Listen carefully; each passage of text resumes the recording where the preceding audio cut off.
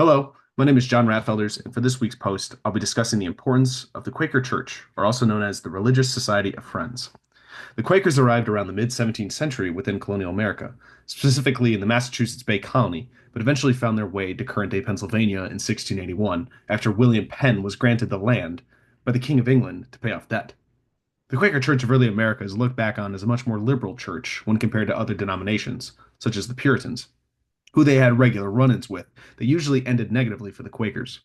The Quakers promoted the abolition of slavery, peace, prison reform, as well as women's rights. I will discuss these later. There are currently over 400,000 people still participating within the church across the world. There's a significant portion located within the United States, Great Britain, which is where the church was founded, as well as Africa. About half of the church's population is found on the African continent. We'll start with the Quaker Church's contributions to the debates on slavery and abolition. The Quaker Church is one of the leading groups that supported abolition of slaves. A famous Quaker by the name of John Woolman is credited for inspiring the church to abandon slavery within the 18th century. This pull away from slavery did cause a schism between Orthodox Quakers and Hicksite, or liberal Quakers, which was only remedied after the end of the Civil War. Other famous Quakers include Elizabeth Hayrick and Joseph Sturge.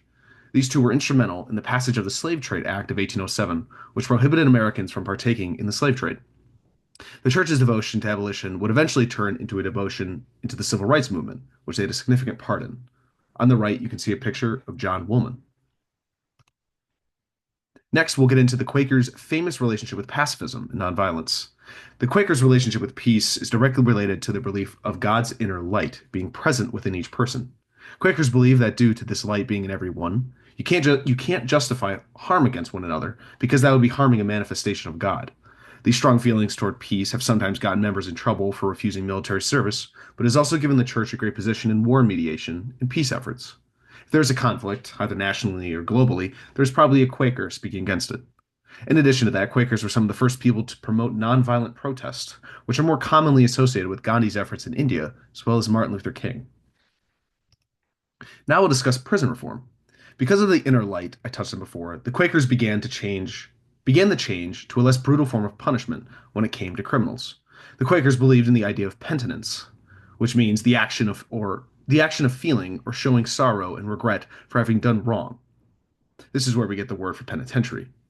The idea of holding prisoners in cells and allowing them to reflect on their choices as opposed to public punishment or brutal treatments is still seen today across the world as the most humane treatment of criminals. On the right, you can see the Eastern State Penitentiary, which is one of the first of its kind. Lastly, we'll go over the Quaker Church and its relation to women's rights. The Quaker Church allowed for women to be much more directly involved in the church life as opposed to almost any other denomination.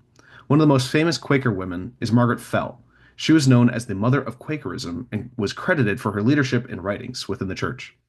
Due to the church's view on equality and lack of hierarchy, women were allowed to hold the same positions as men. Women were also great leaders for the past issues I've gone over. Lucretia Mott was an avid abolitionist. Susan B. Anthony championed women's suffrage, and many more. The current church is incredibly inclusive in relation to contemporary gender/LGBTQ debates, and this can be attributed to the church's past. On the screen, we can see Margaret Fell, Lucretia Mott, and Susan B. Anthony.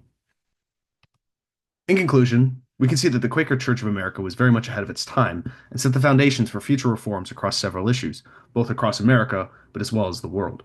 On the left, you can see the Quaker Memorial Presbyterian Church in Lynchburg, Virginia, and on the right, you can see the famous Quaker Oats guy.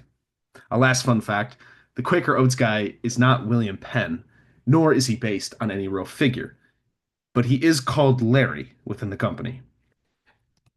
Here's my abstract and my sources. Thank you.